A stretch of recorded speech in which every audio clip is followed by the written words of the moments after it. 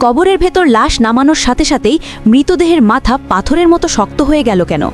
ঘটনাটি শুনলে আপনার গায়ের লোম দাঁড়িয়ে যাবে। হাইকোর্টের বিখ্যাত এক উকিল মারা গেলেন। জানাজা শেষে লাশ যখন কবরে নামানো হলো, তখন এক ব্যক্তি তার মুখটা কেবলামুখী বা পশ্চিম দিকে ঘুরিয়ে দিতে চাইলেন।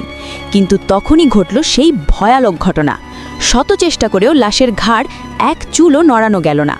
মনে হলো রক্তমাংসের শরীরটা মুহূর্তেই শক্ত পাথর হয়ে গেছে। ভয়ে কাঁপতে কাঁপতে সেই ব্যক্তি কবর থেকে উঠে সহকারীকে ফিসফিস করে জিজ্ঞেস করলেন, ইনি কেমন মানুষ ছিলেন? তখন সহকারী চোখের পানি মুছে আসল সত্যটা ফাঁস করলেন।